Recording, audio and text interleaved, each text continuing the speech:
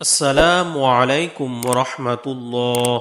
সুপ্রিয় দিনী ভাই ও বোনেরা, আজকের ভিডিওতে আপনাদেরকে জানাবো যারা কুরবানি দেওয়া সত্ত্বেও যাদের কুরবানি আল্লাহ তাআলা কবুল করবেন না।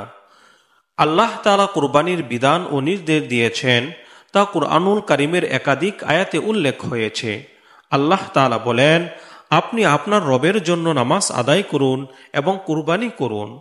যাদের কুরবানি কবুল হবে না, কুরবানি আল্লাহর নৈকট্য অর্জনের অন্যতম মাধ্যম, আল্লাহর জন্য পরিশুদ্ধ ও একনিষ্ঠ ইবাদত।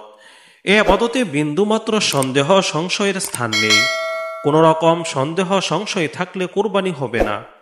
কুরবানি দেওয়া সত্ত্বেও যাদের কুরবানি আদায় হবে না, তারা হলো: 1 নাম্বার, নিয়তে বিশুদ্ধতা না থাকলে কুরবানি হবে না। কুরবানি কবুল হওয়ার জন্য একনিষ্ঠতা তথা নিয়ত বিশুদ্ধ থাকা জরুরি। কুরবানিতে কাউকে শরিক করার ক্ষেত্রে গুরুত্বপূর্ণ বিষয় হল ভালোভাবে জেনে বুঝে অংশীদার নির্বাচন করা। কারণ কোনো শরিকের নিয়তে গলত হলে কারো কুরবানি শুদ্ধ হবে না। কেননা আল্লাহর কাছে কুরবানির রক্ত, মাংস ও হাড় কিছুই পছায় না, বরং পচে মানুষের নিয়ত তথা তাকওয়া। 2 নাম্বার, কুরবানির পশুর প্রদর্শনী করলে কুরবানি হবে না। কুরবানি হবে শুধু আল্লাহর জন্য, লোক দেখানোর জন্য কিংবা সুনাম সুখ্যাতির জন্য নয়। মানুষকে দেখানোর জন্য বাজারের বড় বড় সুন্দর ও দামি পশুই জবাই করলে কুরবানি হবে না, বরং তাদের ইখলাস থাকতে হবে, তবেই কুরবানি কবুল হবে। কার কুরবানি আল্লাহর কাছে কবুল হবে, আল্লাহ তাআলা বলে দিয়েছেন, ইন্নামা ইয়াতাকাব্বালুল্লাহু মিনাল মুত্তাকিন।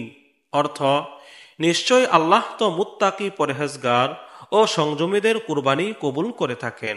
3 নাম্বার, কুরআন সুন্নাহর বিধানের লঙ্ঘন হলে কুরবানি হবে না।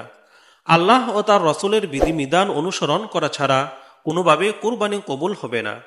বিষয়টি আল্লাহ তাআলা কুরআনুল কারীমে এভাবে তুলে ধরেছেন, ফামান কানা ইয়ারজু লিকা রাব্বিহি ফালইয়ামাল আমালান সালিহান ওয়া লা ইউশরিক বিইবাদাতি রাব্বিহি আহাদা।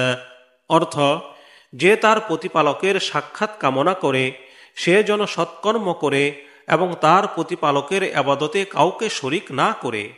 4, ভাগ বন্টনে গরমিল হলে কুরবানি হবে না। কুরবানির পশুতে প্রত্যেকের অংশ সমান হতে হবে। কারো অংশ অন্যের অংশ থেকে কম হতে পারবে না। যেমন কারো আধা ভাগ, কারো 1.5 ভাগ। এমন হলে কোনো শরিকের কুরবানি শুদ্ধ হবে না। 5 নাম্বার, গোশত খাওয়ার নিয়তে কুরবানি করলে কুরবানি হবে না। যদি কেউ আল্লাহ তাআলার হুকুম পালনের উদ্দেশ্য ছাড়া কুরবানি না করে শুধু গোশত খাওয়ার নিয়তে কুরবানি করে, তাহলে তার কুরবানি সই হবে না। তাকে অংশীদার বানালে শরিকদের কুরবানি কবুল হবে না। 6 নাম্বার, অবৈধ টাকায় কুরবানি করলে কুরবানি কবুল হবে না। হারাম টাকা দিয়ে কেউ কুরবানি করলে তার কুরবানি আল্লাহর কাছে গ্রহণযোগ্য হবে না। কেননা আল্লাহ তাআলা পবিত্র, তিনি শুধু পবিত্রতাই গ্রহণ করেন। তাছাড়া কুরআনুল কারীমে হালাল সম্পদ থেকে ব্যয় করার নির্দেশ এসেছে। যেমন আল্লাহ তাআলা বলেন, হে ঈমানদারগণ, তোমরা ব্যয় করো তোমাদের অর্জিত হালাল সম্পদ থেকে। আল্লাহ তাআলা মুসলিম উম্মাহকে একনিষ্ঠ নিয়ত ও কুরআন সুন্নাহের বিধিবিধান মেনে তারই সন্তুষ্টি ও ভালোবাসা অর্জনের জন্য কুরবানি করার তৌফিক দান করুন। আমিন।